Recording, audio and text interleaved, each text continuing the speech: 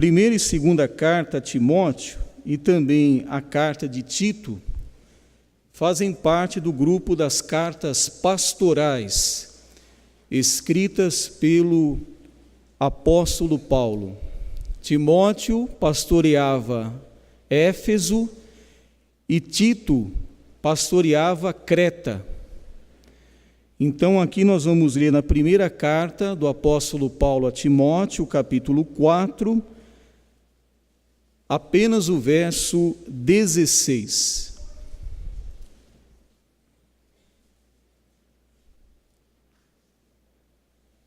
Primeira carta de Paulo a Timóteo, capítulo 4, verso 16. Diz assim a palavra do Senhor: tem cuidado de ti mesmo e da doutrina, persevera nestas coisas, porque fazendo isto te salvarás, tanto a ti mesmo como aos que te ouvem. Até aqui. Há uma regra de hermenêutica muito importante. Hermenêutica é a matéria que estudamos sobre a interpretação da Bíblia. E uma regra muito importante em hermenêutica é que a Bíblia, pela Bíblia, se interpreta. Quando nós lemos esse texto, parece-nos que o apóstolo Paulo está falando sobre obras, ações, atitudes que Timóteo deveria tomar para que ele pudesse salvar a si mesmo e também salvar aqueles que o ouviam. E isso estaria realmente se opondo ao que a própria palavra de Deus nos diz. Quando nós lemos lá em João capítulo 14, verso 6, o Senhor Jesus disse que Ele era o caminho, a verdade e a vida, e ninguém iria ao Pai se não fosse através dele. O apóstolo Pedro, em seu discurso em Atos capítulo 4, verso 12, ele diz que em nenhum outro há salvação, porque também debaixo do céu nenhum outro nome há dado entre os homens pelo qual devamos ser salvos. O nome de Jesus. O próprio apóstolo Paulo, em Efésios, capítulo 2, versos 8 e 9, ele diz que nós somos salvos através da graça. E isto não vem de nós, mas é um dom de Deus, não vem das obras, para que ninguém se glorie. Mas agora nós lemos um texto em que o apóstolo Paulo está falando de salvar a si mesmo e salvar também aqueles que são ouvintes do jovem Timóteo. Quando nós lemos então, usando a regra de hermenêutica, a partir do primeiro versículo desse capítulo 4, os irmãos vão ver que o apóstolo Paulo está anunciando um tempo de apostasia para os últimos dias. E ele fala aqui que o Espírito Santo expressamente diz que alguns apostatarão da fé, dando ouvidos a espíritos enganadores e a doutrinas de demônios. Então, o salvar que Paulo diz a Timóteo, na verdade, é se salvar desses falsos mestres, desses espíritos enganadores que estariam atuando no mundo, trazendo confusão para os membros da igreja. Então ele diz: Timóteo, cuida de ti mesmo. E aqui vai o primeiro conselho para nós. Você tem cuidado da sua alma? Talvez você pergunte: irmão, eu tenho cuidado da minha vida. De que forma? Eu durmo tantas horas por dia, eu faço 3 refeições ao dia, eu pratico algum tipo de esporte, de lazer, eu tenho cuidado da minha vida. Mas o cuidado que o apóstolo Paulo recomenda a Timóteo é estritamente o cuidado com a alma. E como é que cuidamos da alma? Quando oramos, quando lemos e estudamos a palavra de Deus. É quando nós nos apresentamos na casa do Senhor para lhe prestar culto racional. É assim que nós cuidamos da nossa alma. E ele diz: primeiro cuida de ti, depois cuida da sã doutrina. Cuidar de nós mesmos é cuidar da nossa alma, cuidar da nossa vida espiritual. É muito bom nos apresentarmos aqui para culto. É muito bom rever o nosso pastor, rever nossos irmãos com esse propósito de culto. Mas acredite, isto não é suficiente para nós. Nós precisamos ter o hábito diário de lermos a palavra e buscarmos a Deus em oração. Passamos uma semana de trabalho, de estudos, envolvido com tantas coisas nesta vida. E como está a nossa alma? Qual o nosso envolvimento? Ela está fraquinha? Raquítica? Como é que está a nossa alma nesta noite? Bom seria se todos os crentes viessem à casa de Deus com a sua alma robustecida pela presença do Espírito Santo, robustecida pela oração, robustecida pela palavra de Deus. E aqui, quando nos apresentássemos, meu Deus, nós ouviríamos dos quatro cantos da igreja pessoas glorificando a Deus. Dá glória, irmão, dá aleluia, irmãos. Muitas vezes isso é papel nosso aqui de pedir, de falar.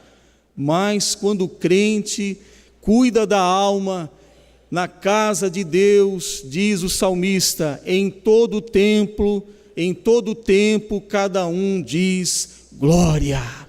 Todos que entram aqui, glória a Deus. Louvado seja o nome do Senhor, porque passou mais uma semana e aqui estamos nós outra vez para louvar, para bendizer, para engrandecer o Senhor. Aí olha para o irmão do lado, irmão cabisbaixo, triste, meu irmão, glorifica o Senhor. Muitas são as aflições do justo, mas está escrito que o Senhor o livrará de todas. Adora o Senhor, meu irmão, glorifica o Senhor. Que bênção se as almas estivessem sendo bem tratadas. Chegaríamos aqui e teríamos um culto maravilhoso, pentecostal. E agora cuida da sã doutrina. Paulo ensinou a palavra de Deus a Timóteo. Passou a Timóteo a revelação, porque eu recebi do Senhor o que também vos ensinei, diz ele aos coríntios. O apóstolo era fiel em toda a revelação que recebera do Senhor e estava disposto a ensinar a Timóteo corretamente na palavra de Deus. Mas ele diz: Timóteo, cuida da sã doutrina. Timóteo, não abra mão da palavra de Deus, Timóteo. Não deixe mudar nada da sã doutrina, Timóteo. Não deixe que ensinos falsos, enganosos, que vão tentar abater a igreja. Proteja a sã doutrina, Timóteo. Enquanto o mundo está dizendo que pode, leia a Bíblia, Timóteo, e diga: Deus diz, não pode. Enquanto o mundo está dizendo, experimenta. Por que não? Vai ver como é bom, experimenta. Toma um trago, dá uma puxada, experimenta para você ver. Leia a palavra de Deus, Timóteo, e diga que nós não devemos experimentar nada disso, mas aquele que é justo, faça a justiça ainda. Aquele que serve a Deus, se santifique ainda. Aquele que espera o Senhor, se separe do mundo. Timóteo, tem cuidado da sã doutrina e continua a pregar insistentemente a palavra de Deus. Meu irmão, não abra mão da palavra de Deus. Se tem algo importante, se tem algo que é sério aqui nesta vida, é a Bíblia Sagrada. Os homens mudam, governos caem, governos sobem, a sociedade está transtornada, os valores morais estão abalados na nossa sociedade. Não abra mão da palavra de Deus, porque o Senhor Jesus prometeu: passarão os céus, passarão a terra, mas as minhas palavras não hão de passar. Você pode ter certeza.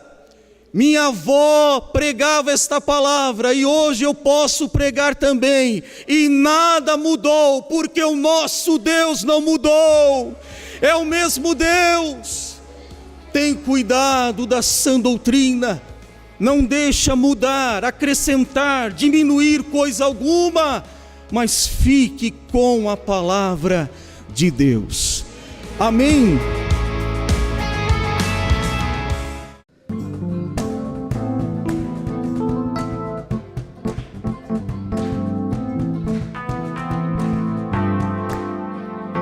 Santo, Santo, Santo, Santo, Santo, Santo é o Senhor poderoso, digno de toda glória, digno de toda honra e de receber hoje o louvor. Santo, Santo, Santo, Santo, Santo, Santo, Santo, Santo é o Senhor poderoso. Ele é digno, digno de toda glória, digno de toda honra e de receber hoje o louvor. Louve, louve, exalte o Senhor. Louve seu nome para sempre. Louve, louve, exalte o Senhor. Louve seu nome para sempre. Santo, Santo, Santo, Santo, Santo, Santo, Santo, Santo é o Senhor poderoso. Só Ele é digno, digno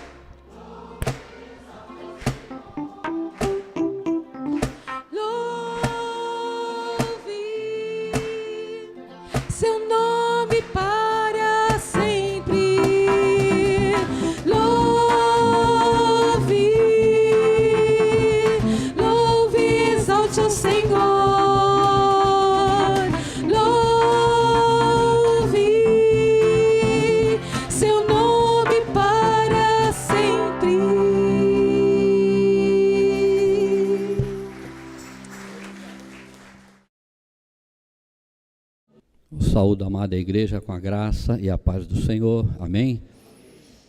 Motivo de muita alegria de estar diante dos irmãos mais uma vez. Agradeço o convite do vosso pastor presidente, pastor Natanael Rinaldi Filho, através do pastor Rogério.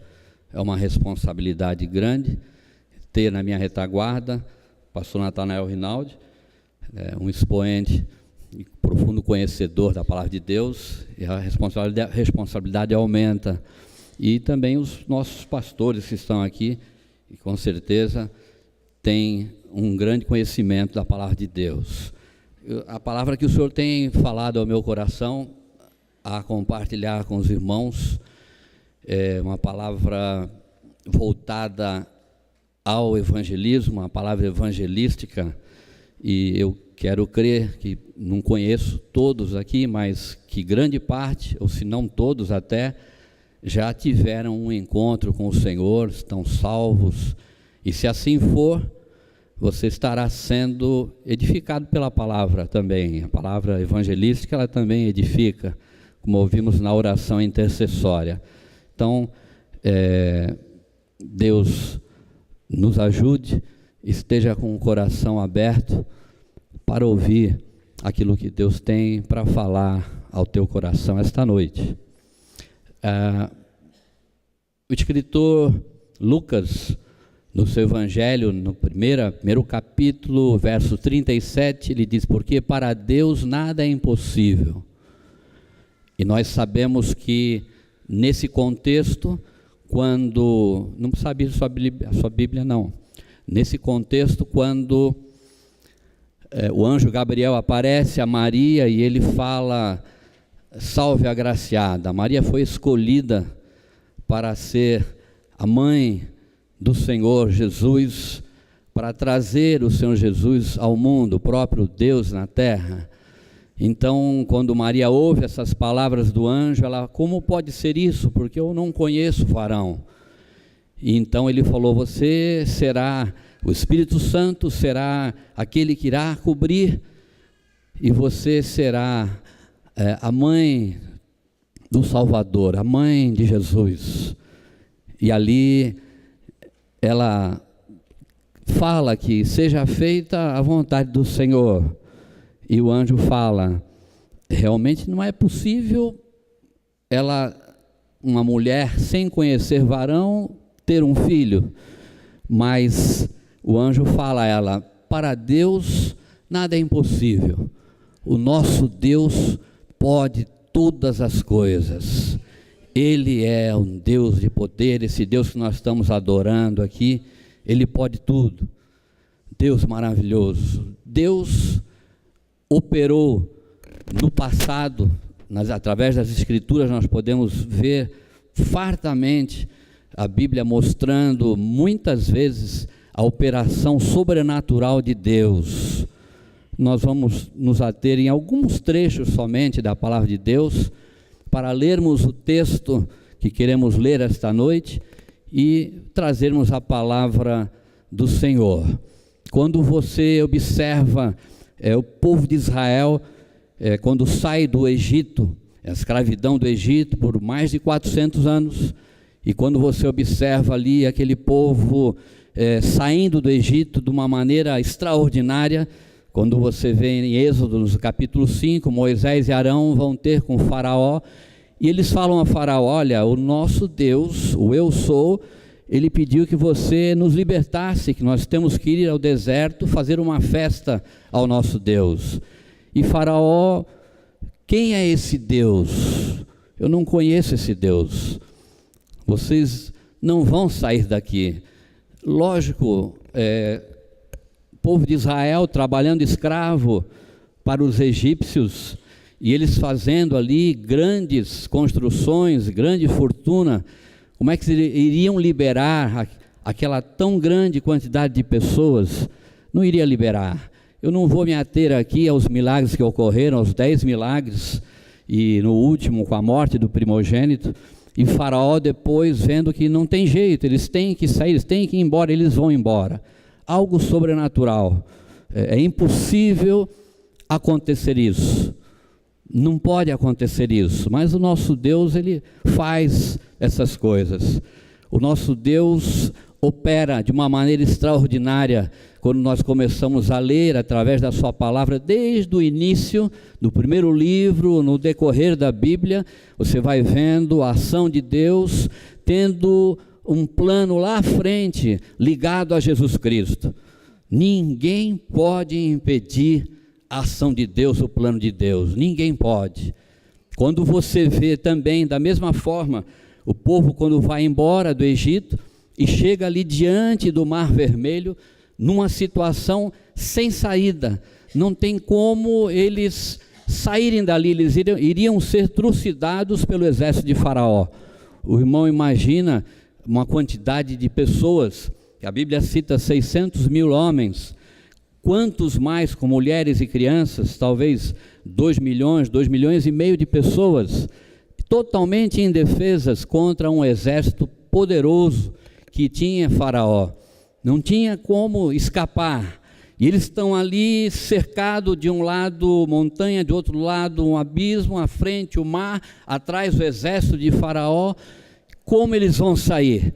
Então os irmãos lembram da história que o mar é aberto e eles passam a pé enxuto, e como tivemos ouvindo uma das segundas-feiras aqui na aula do pastor Max, aula de geografia bíblica, mais ou menos uma altura de 40 metros de água, do lado e do outro. Não imagina isso, essa altura, um prédio de quase 15 andares, o mar abriu ao meio, e ali o povo de Israel passa a pé enxuto. Coisas maravilhosas. O nosso Deus faz coisas sobrenaturais, faz, continua fazendo e vai fazer sempre, segundo a sua soberania.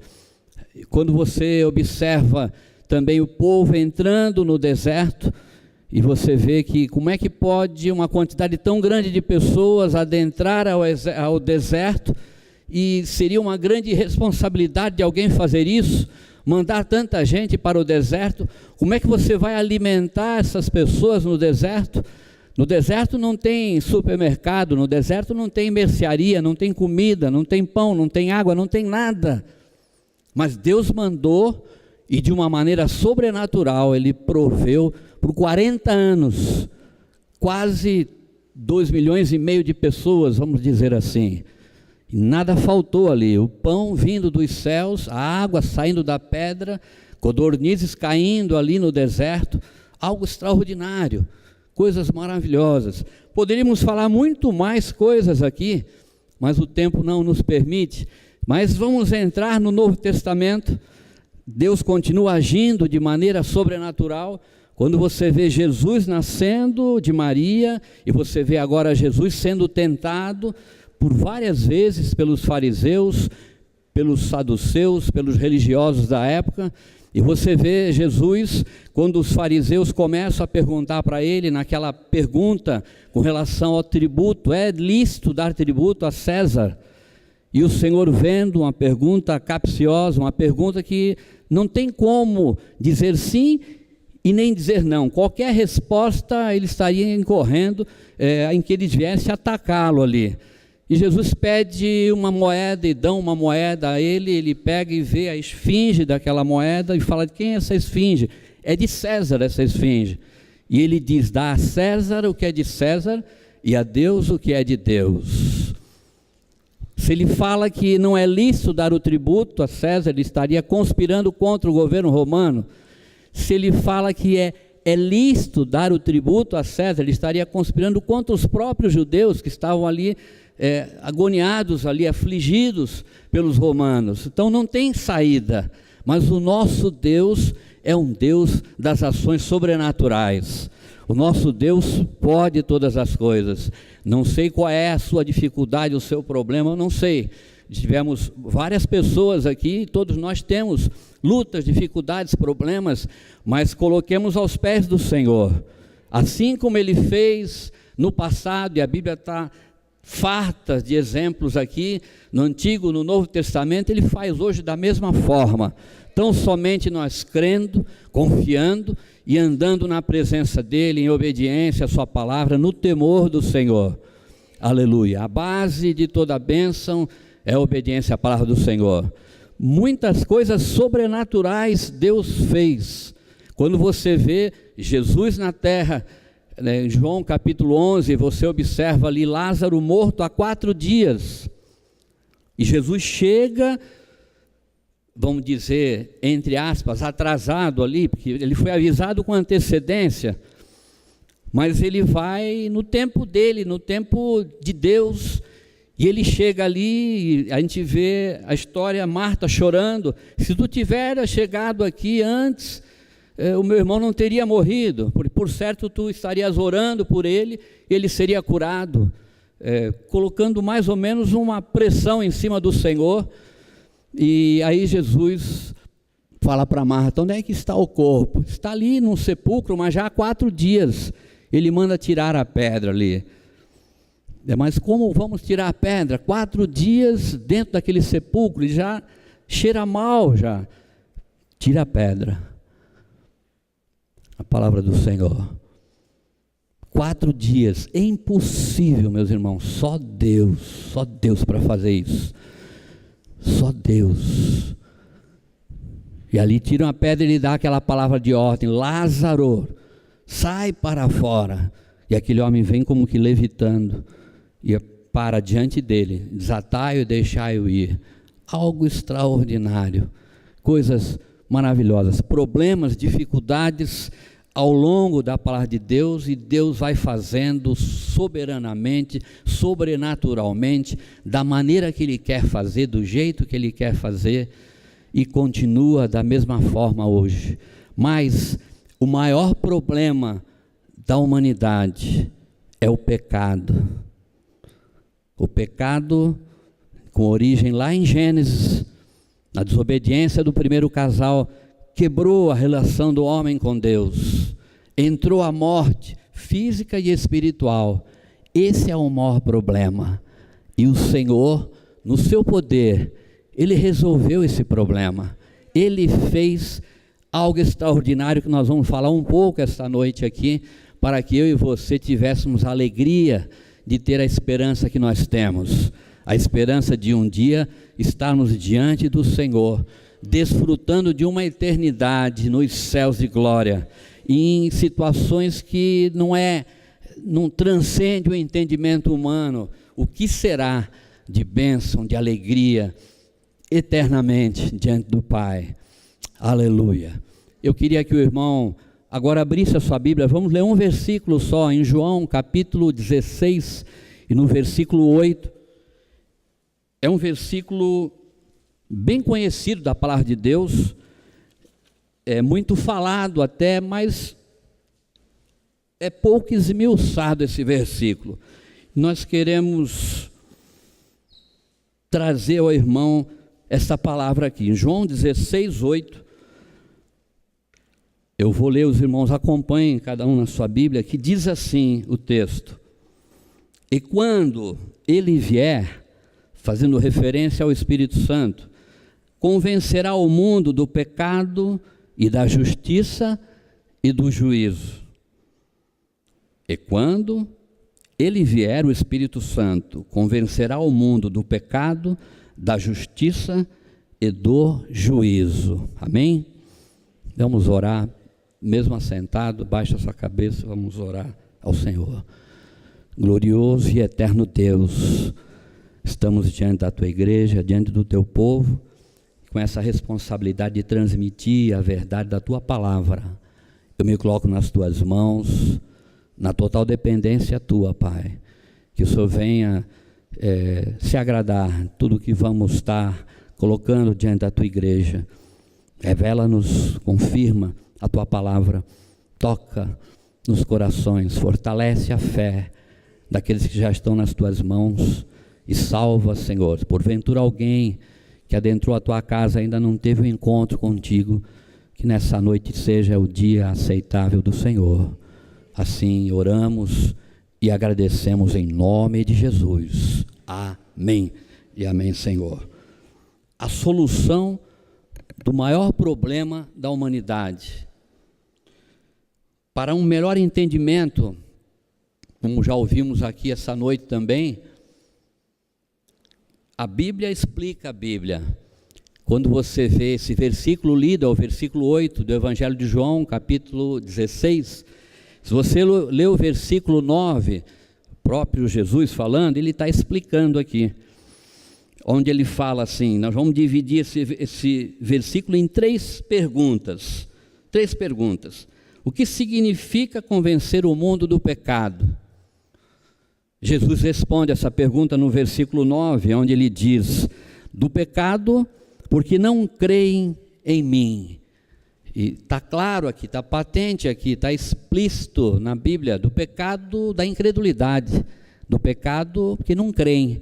O Espírito Santo vem, e ele veio e está aqui, para convencer o pecador dessa incredulidade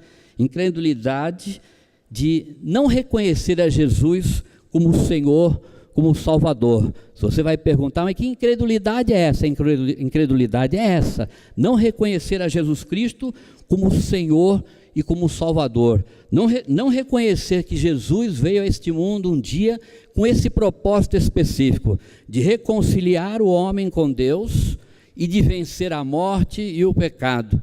O motivo pelo qual ele veio aqui foi esse, no plano divino, que não foi feito lá no livro de Gênesis, não, que foi feito desde antes da fundação do mundo, algo extraordinário, a onisciência de Deus.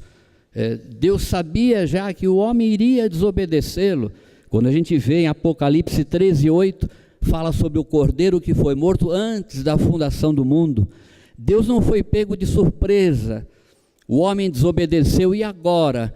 O que eu vou fazer? Não, de maneira alguma. Deus sabia. Deus não tinha um plano B, C, D, não. O plano de Deus é um só. É um plano só. E ninguém interfere no plano divino. Ninguém. Ele só muda pela soberania dele se ele quiser mudar. Ele muda. Se não quiser, não muda. Ele é Deus. Todo joelho se dobrará diante do Senhor. Quando você vê o apóstolo Pedro falando em capítulo 3, versículo 18, na primeira carta do apóstolo Pedro, veja só como ele diz aqui, porque também Cristo padeceu uma vez pelos pecados, o justo pelos injustos, para levar-nos a Deus, mortificado na verdade na carne, mas vivificado pelo Espírito. Padeceu o justo pelos injustos. Quando você vê Jesus falando, o próprio Senhor, no Evangelho de João, capítulo de número 10, e o verso 37 e 38, veja como o Senhor fala aqui, se não faço as obras de meu Pai, não me acrediteis, mas se as faço e não credes em mim, crede nas obras, para que conheçais e acrediteis que o Pai está em mim e eu nele. Crede pelo menos nas obras que eu estou fazendo. Um povo de coração duro veio para os seus não o receberam. Abriram as portas para os gentios. Nós estamos enxertados na oliveira hoje. Jesus fez uma obra extraordinária, a qual nunca ninguém fez antes, nesse propósito de salvar e reconciliar o homem com Deus. O pecado da incredulidade. Da mesma forma, hoje, em nossos dias, esse é um dos grandes obstáculos para que as pessoas se cheguem ao Senhor. Não creio, eu não acredito nisso. Esse negócio de ser crente, de se converter, isso é coisa para pessoa de menor qualificação, de pessoa com uma cultura menor, de pessoa sem ter muita capacidade, de pessoa fraca, pessoa que é dependente. Nós somos dependentes, sim, dependentes do Senhor. Aleluia. Não somos dependentes de droga, de qualquer outra coisa, não. Somos dependentes do Senhor e graças a Deus por isso. Estamos em boas mãos. Aleluia.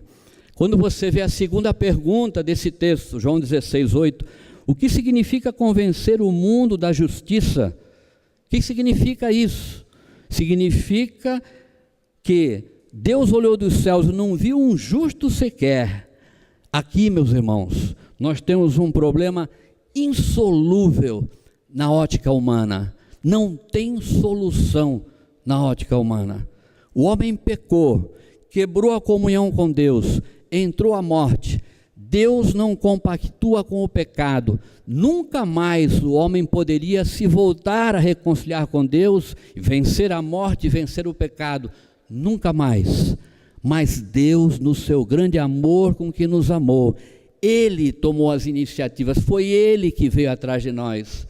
Não fomos nós, como João, o Evangelho de João fala, João 15,16, não foste vós que me escolheste, mas eu vos escolhi a vós, e vos designei para que vades e deis fruto, e o vosso fruto permaneça, para que tudo quanto pedires ao Pai em meu nome, Ele vos conceda.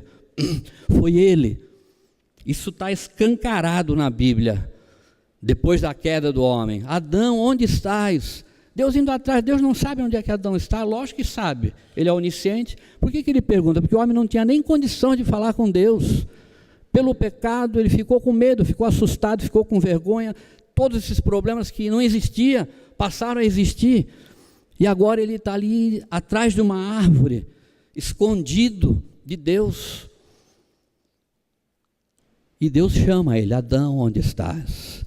Deus começa o seu plano maravilhoso. Moisés, Moisés. Você vê na Bíblia, está farto aqui. Abraão, Abraão. Samuel, Samuel. É sempre Deus, é Ele que dá a direção, é Ele que vai tomando as rédeas, é Ele. Se você quiser deixar a tua vida nas mãos do Senhor, deixar com que Ele venha dirigir, mas dirigir mesmo. Não é dirigir e ter algum recôndito secreto no coração, não. Aqui não. Aqui sou eu. É eu e eu. Ele quer tudo. A Bíblia diz que Ele tem ciúmes de nós. Tem até um louvor que fala assim, né? Da Ana Paula Valadão. Tem ciúmes de nós. É verdade. E com toda a razão. Ele é o Criador, é o Redentor. Ele é o nosso dono 2 vezes. É Ele que quer nos ajudar. Mas não o Espírito Santo, que é o que convence, Ele não força ninguém, não. Não puxa ninguém pelo braço. Ele é um gentleman. Ele atua com amor, Ele atua com suavidade, Ele atua persuadindo, Ele faz esse trabalho maravilhoso, é o Espírito Santo. Ele opera nas nossas vidas de maneira extraordinária. Esse problema insolúvel, não tem como agora o homem se relacionar de novo com Deus, a morte. Estamos fadados a viver eternamente afastados de Deus, coisa tão terrível. Deus coloca o primeiro casal para fora do paraíso ali, coloca uns anjos ali na entrada, não dando acesso à árvore da vida, e fecha ali aquela entrada, e graças a Deus por isso. Se não fosse feito isso, nós íamos viver eternamente aqui num próprio inferno aqui na terra. Graças a Deus, porque nós vamos, a passagem nossa para a glória do Senhor, se o Senhor não vier para arrebatar a igreja, é através da morte ou arrebatamento. Se não fosse assim, estaríamos uma eternidade aqui sofrendo, longe de Deus. Mas Deus fez com que essa história, esse problema insolúvel na ótica humana, Ele resolveu dessa maneira, na sua soberania. Eu vou mandar o meu filho. Por um Adão entrou o pecado, e todos pecaram. Paulo fala isso em Romanos. Por Jesus, entrou a vida, e todos aqueles que se colocam nas mãos dele, têm essa vida, se relacionam com Deus, têm uma intimidade com Deus. Como cantamos no louvor, você se transporta aos céus no louvor. Leva-me além, transcende o nosso entendimento. Nós temos essa possibilidade hoje, podemos hoje desfrutar dessa comunhão quebrada lá no Éden, lá no paraíso. A solução, antigamente, pela ordem do Senhor, o sacrifício dos sacerdotes, que levavam o sangue diante do altar, uma solução temporária, né, na antiga aliança, e na nova aliança uma solução definitiva, através de Jesus Cristo. Um sacrifício só, para sempre. Na antiga aliança, uma vez por ano, o sacerdote entrava no Santíssimo Lugar, derramando sangue ali na arca, para perdão dos nossos pecados, cobrindo os nossos pecados, agora em Jesus. E o sacerdote, quando ia fazer esse sacrifício, fazia um sacrifício pelos pecados dele. Ele levava um animal pelos pecados dele, porque era pecador. E esse sacerdote, de tempo em tempo, ia se renovando, porque morriam um, mudava o turno, ia se renovando ali.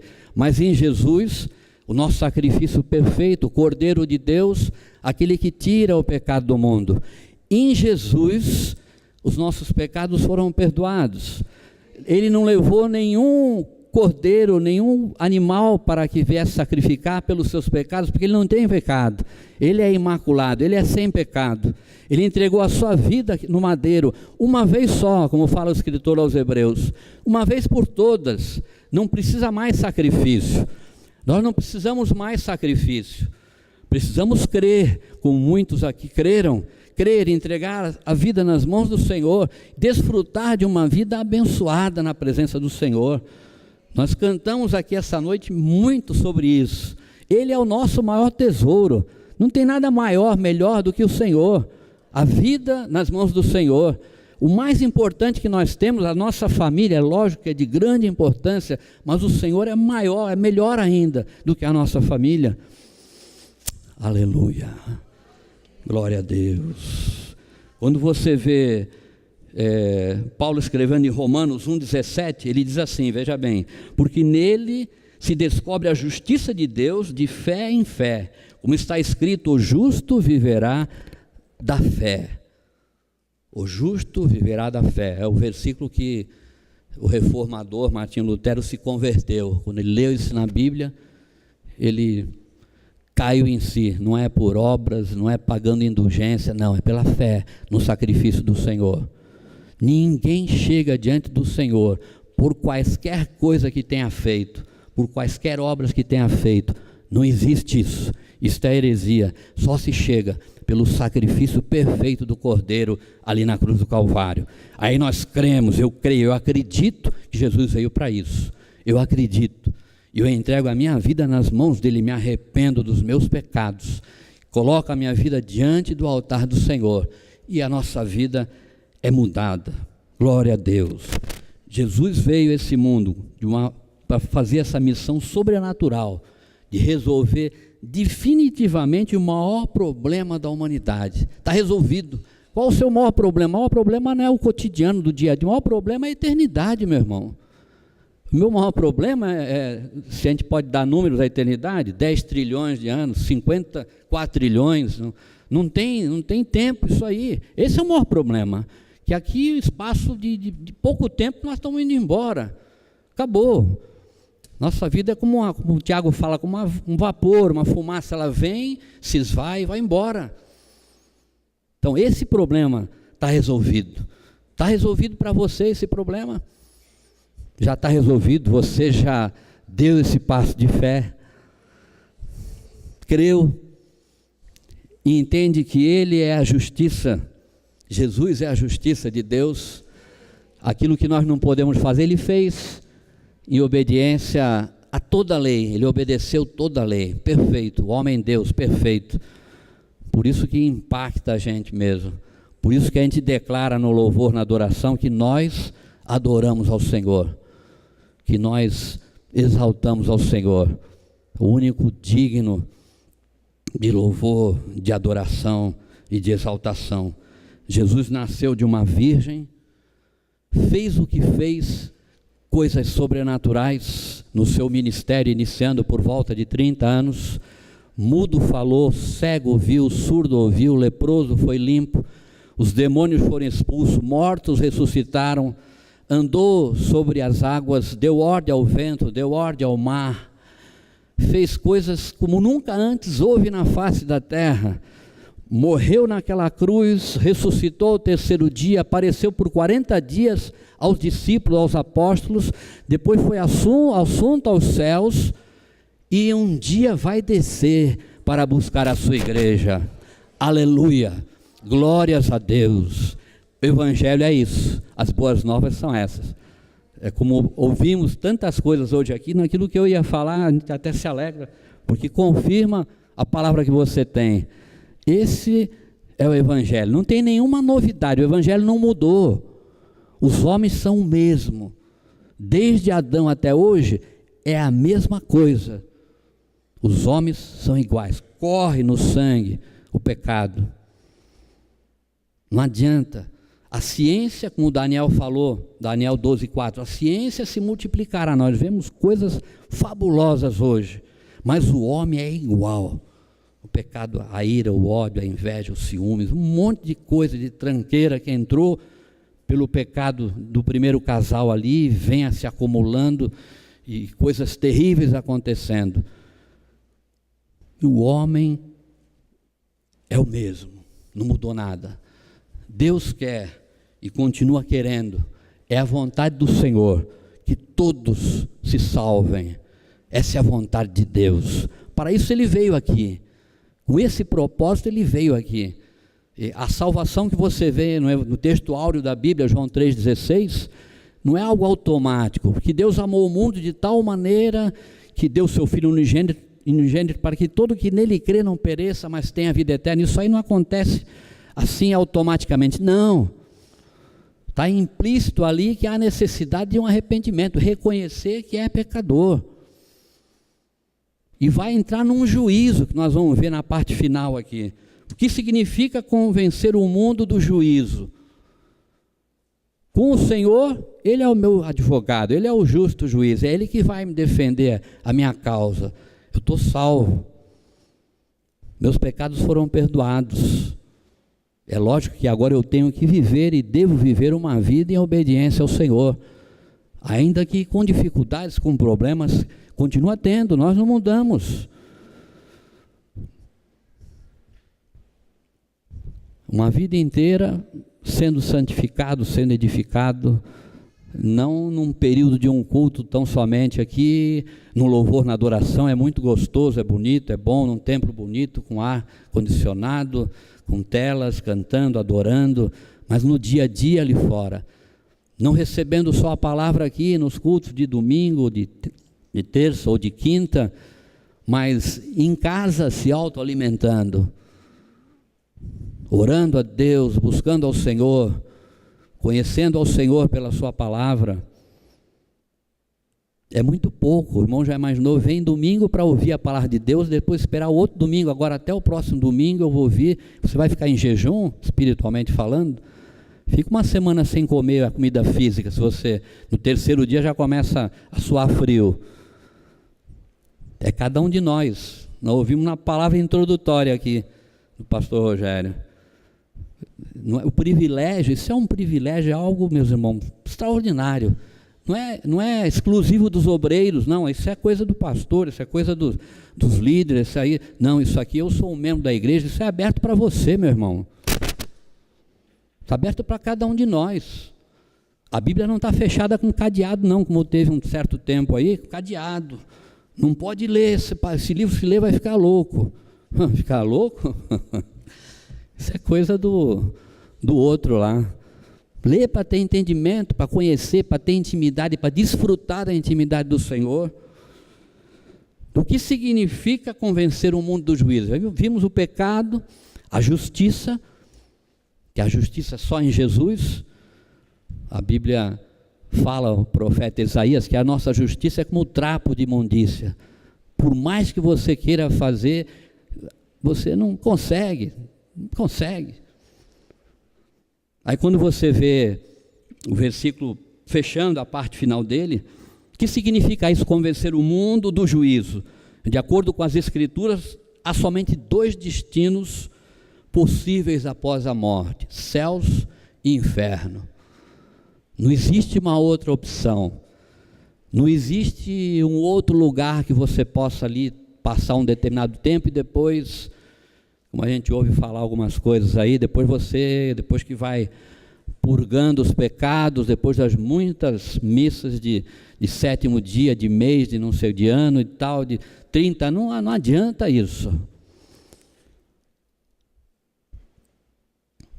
Dois lugares, céu e inferno.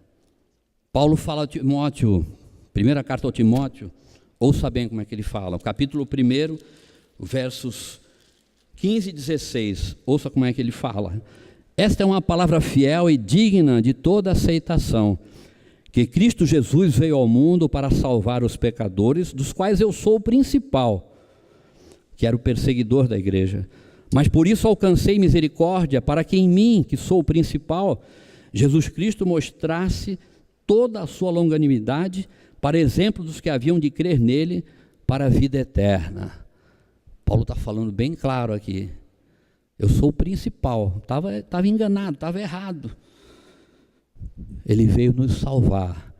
E quando nós falamos dessa palavra salvar, salvar do quê? Vem em nossa mente, mas salvar do quê? Salvar da morte eterna, salvar da separação eterna de Deus, salvar da segunda morte, como a Bíblia chama, salvar do inferno, como a Bíblia chama, do inferno. É pesado isso. Já pensou, você vai num médico com uma doença terrível e o médico manda você pôr um esparadrapo no seu tumor? Põe um esparadrapo aí, pode... Não, doutor, que é isso? Tem que cortar, tem que tirar, tem que extirpar.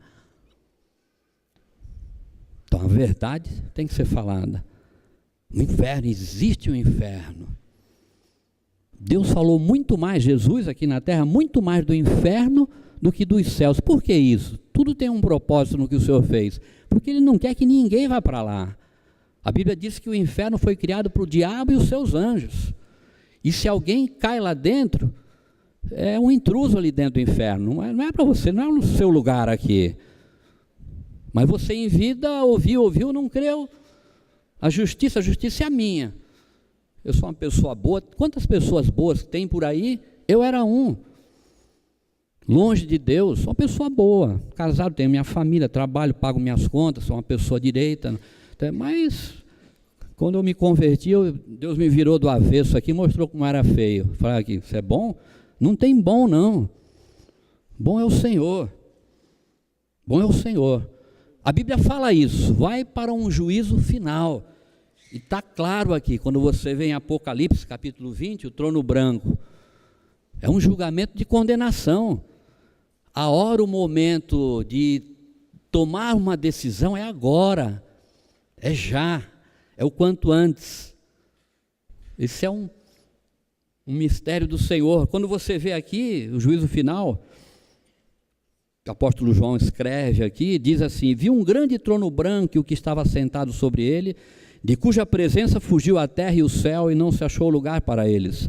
E vi os mortos, grandes e pequenos, que estavam diante do trono, e abriram-se os livros, e abriu-se outro livro que é o da vida, e os mortos foram julgados pelas coisas que estavam escritas nos livros, segundo as suas obras. E deu o mar os mortos que nele havia, e a morte e o inferno deram os mortos que neles havia, e foram julgados cada um segundo as suas obras. E a morte e o inferno foram lançados no lago de fogo. Esta é a segunda morte. E aquele que não foi achado escrito no livro da vida foi lançado no lago de fogo. Fecha aqui.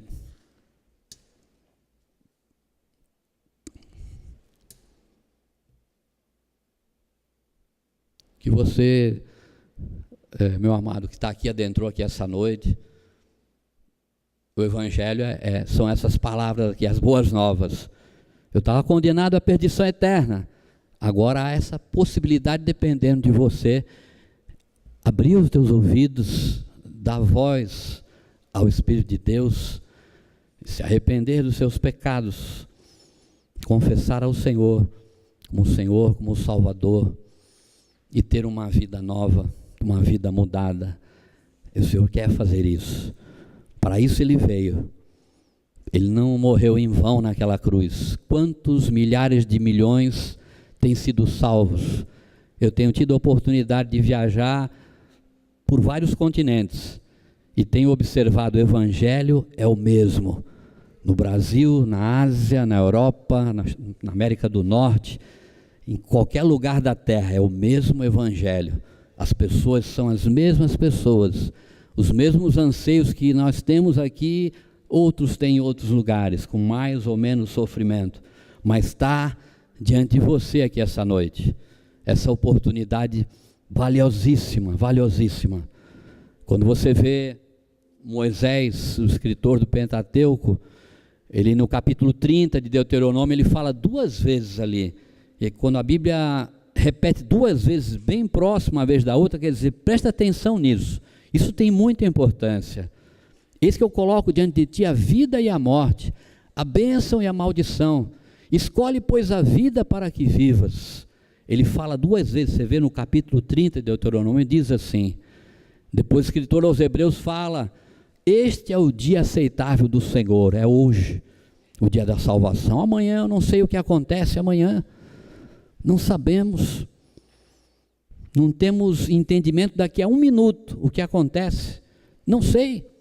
Se cai um temporal hoje na cidade de Santos, fica todo mundo ilhado aqui dentro da igreja, enche as ruas, enche tudo aí, não sei. E a urgência é em vida. Depois que tombou, depois que morreu,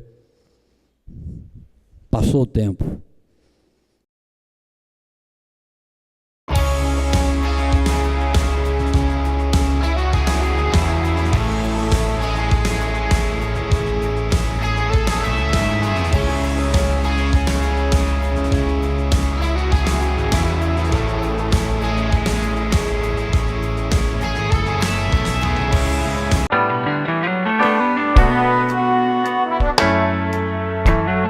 Você quer recuperar a beleza do seu sorriso? Estão faltando dentes em sua boca? Sua prótese não está mais funcionando? Você não consegue mastigar direito? Precisa remover dentes impactados? Seus dentes estão amarelos? Então venha conhecer a Rinaldi Odonto. Tem estacionamento próprio? Você poderá contar com uma agradável cordialidade na recepção, excelente pré-atendimento, avaliação e procedimentos personalizados com os doutores Natan e Natanael Rinaldi.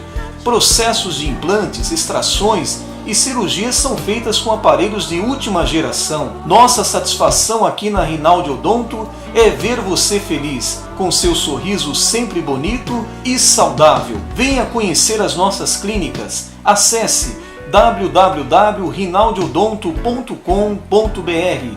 Telefones: Clínica 1 3233 2540, Clínica 2 3203 2464. Na Rinaldi Odonto você recupera a beleza do seu sorriso.